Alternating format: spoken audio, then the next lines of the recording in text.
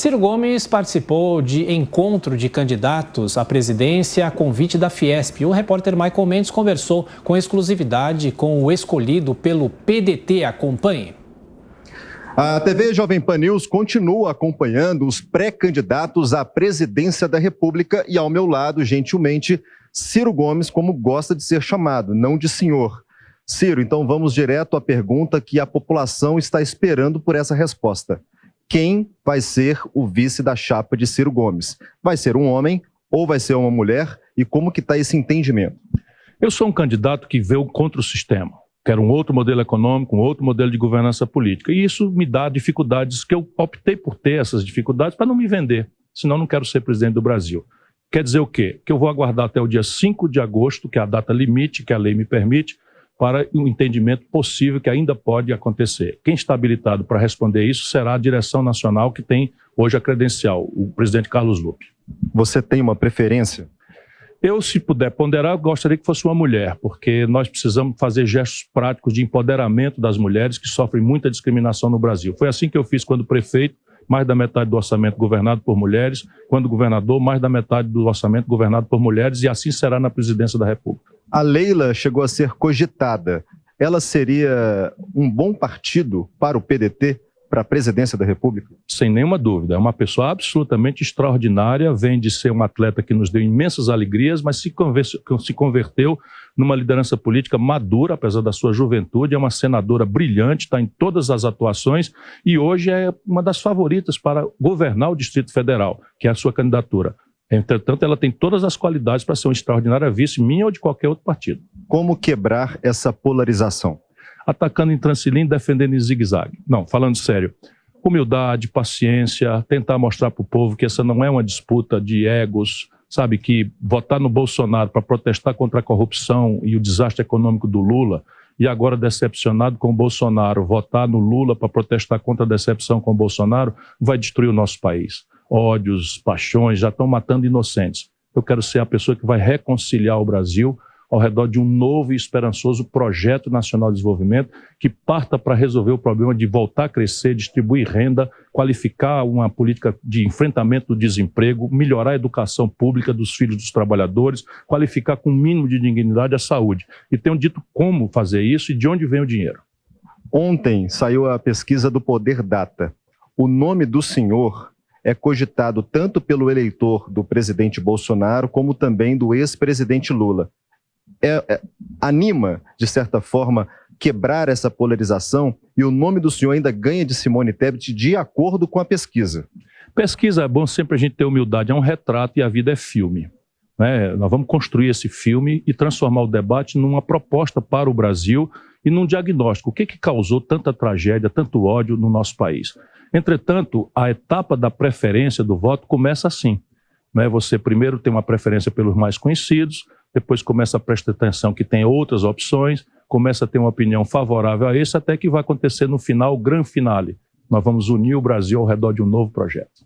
Hoje, para os empresários, o senhor disse que Paulo Guedes ele fez uma escalada cambial. O que seria isso? É uma escalada fiscal? Ele praticou um crime no governo do presidente Bolsonaro?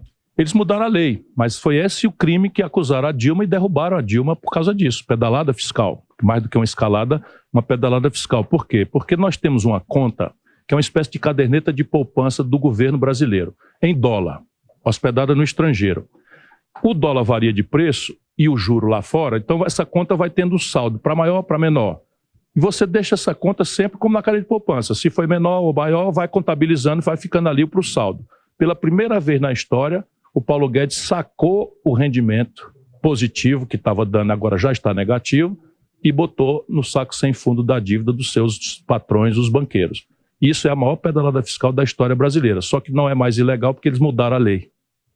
Tá, agora, com relação ainda a Paulo Guedes e a atual economia, o senhor acredita que esses auxílios que o governo está dando nesse momento para a população, porque os opositores dizem que eles estão fazendo propaganda política, usando o dinheiro de uma verba federal para ganhar voto. O senhor também vai nesse mesmo encontro?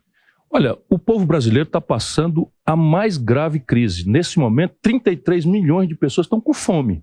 130 milhões de pessoas não vão fazer as 3 refeições diárias.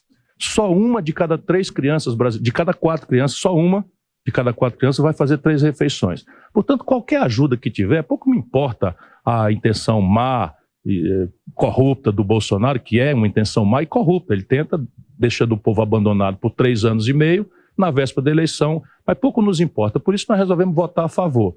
Agora, que isso é um escândalo, disso não resta a menor dúvida. Por quê? Porque esse dinheiro nem sequer existe. E o nosso povo não precisa comer só até a eleição, o nosso povo precisa comer sempre. E essa é a minha diferença. Eu vou criar um socorro emergencial? Não. Eu vou criar um programa de renda mínima de cidadania, que eu dou o nome de Eduardo Suplicy, que é o campeão dessa causa no Brasil, com um status constitucional para que nunca mais ninguém dependa de nenhum governante em véspera de eleição. Para terminar, teve o evento do presidente Bolsonaro com os embaixadores. O senhor ofereceu essa denúncia.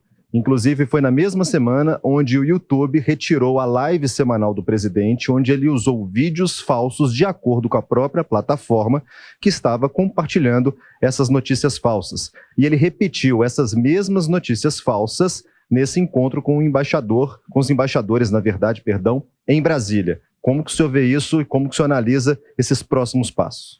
Veja, se você pegar o desemprego recorde que nós estamos, se você pegar o salário mínimo, que é o pior poder de compra dos últimos 20 anos, só ganha do valor de compra do da Venezuela, sendo o Brasil a economia mais rica. Se você juntar a inflação, que na cesta básica, no de comer do nosso povo, está em mais de 30%, essa política desastrada da Petrobras, o que é que o Bolsonaro está fazendo?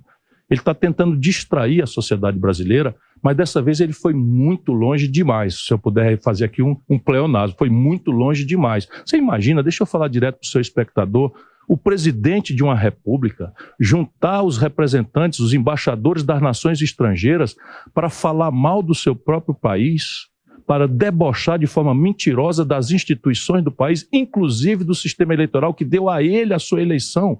É crime de lesa pátria previsto em lei. É crime de responsabilidade atentar contra o regular funcionamento dos poderes autônomos da República, como é o assaque que ele fez contra o ministro do Supremo Tribunal Federal. Fosse um mimimi aqui para dentro, já seria vergonhoso. Mas, meu irmão, chamar gente do estrangeiro, os 40 embaixadores mais importantes, para falar mal do seu próprio país, o Bolsonaro passou de qualquer limite. Ok, muito obrigado. Candidato Ciro Gomes, candidato à presidência da República pelo PDT. Nós voltamos ao estúdio da Jovem Pan. Bom, e falando sobre essa entrevista e também sobre as eleições, os nossos comentaristas já conosco. Nesta sexta-feira, Roberto Mota, Amanda Klein. Começa por você, Mota. Ciro Gomes, obviamente, disparando para todos os lados. É o que ele tem que fazer nesse início de campanha, já que ele já, nessa semana, foi confirmado o candidato do PDT. Mota.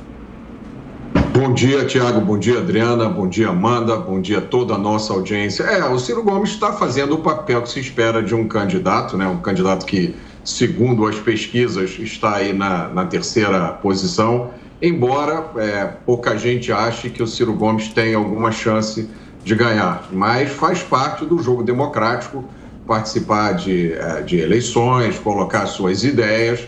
A gente fica um pouco curioso de ver esse novo projeto nacional de desenvolvimento do qual o Ciro Gomes fala, né? Eu não sei se já foi publicada alguma coisa, se ele já entrou em detalhes, eu ainda não vi.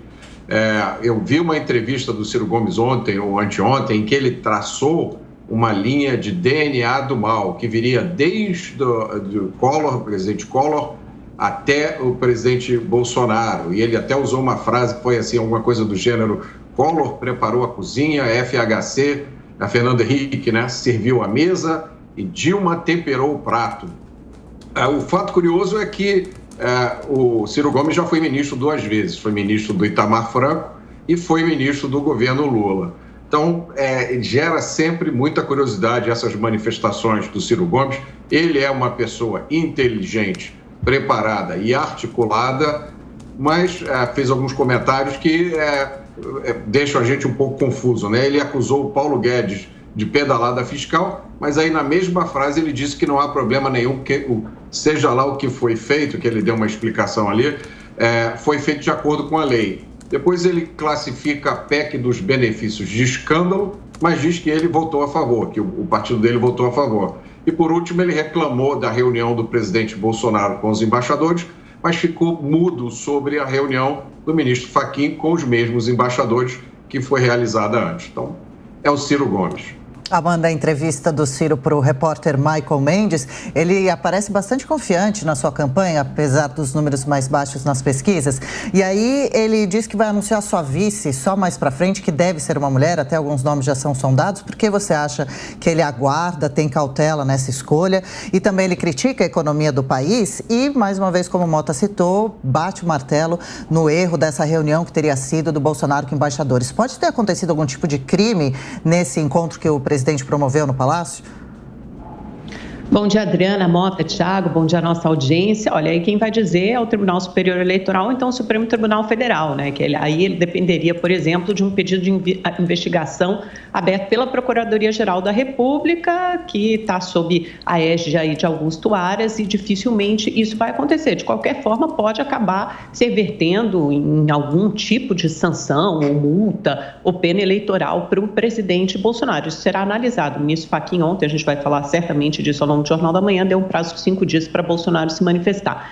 De qualquer forma, Adriana, voltando ao Ciro Gomes, ele é uma metralhadora giratória, mas diz muitas verdades. É interessante ouvir o Ciro Gomes, né? Como Mota disse, ele é muito inteligente, muito articulado, conhece profundamente o país, porque já esteve presente em diferentes governos, e o que ele falou foi de uma escalada fiscal do Paulo Guedes. E agora a aprovação da PEC para fazer bondades, né, com um chapéu alheio às vésperas da eleição. Mas ele disse que votou a favor, porque afinal de contas 33 milhões de brasileiros passam fome, então eles precisam desse dinheiro, desse Auxílio Brasil, independentemente no período em que vem, se vem antes da eleição, mas que ele precisaria de um programa de renda mínima. Ele disse que, se for eleito presidente, vai instituir esse programa de forma permanente e não apenas emergencial. O projeto do Ciro Gomes é muito conhecido há muitos anos. Eu acho que talvez ele seja o candidato que tem o seu plano, o seu programa de governo mais bem delineado e detalhado. Aliás, para quem tiver alguma dúvida, tem um livro publicado do Ciro Gomes com o nome Projeto Nacional. Então, é só olhar ali, talvez dê para baixar ou comprar em alguma livraria virtual, mas você consegue ter acesso ao pensamento econômico, político, social do Ciro Gomes por meio desse livro. Quando ele faz uma crítica à reunião dos embaixadores com o presidente Bolsonaro, ele não foi o único, né? 60 instituições da sociedade civil, políticas ou do direito público também se manifestaram criticando esse encontro dos embaixadores, que eu acho que o Ciro Gomes resumiu brilhantemente. Quer dizer, ele chamou representantes de nações estrangeiras para falar mal do próprio país. É algo inédito, inaudito, não só na história do Brasil, mas de qualquer nação, né? Quer dizer, uma coisa meio maluca, assim, bizarra, absurda, um presidente que chama embaixadores estrangeiros para falar mal do país e colocar em dúvida o sistema eleitoral, o processo eleitoral. Totalmente diferente daquilo que fez o ministro da STF, Edson Fachin. Ele fez, aliás, justamente o contrário. Ele convidou esses mesmos embaixadores estrangeiros para certificá-los de que nós temos um sistema eleitoral seguro, reconhecido e acreditado, não só no Brasil, mas pelo resto do mundo, que, aliás, foi a mesma confirmação que as embaixadas estrangeiras fizeram depois.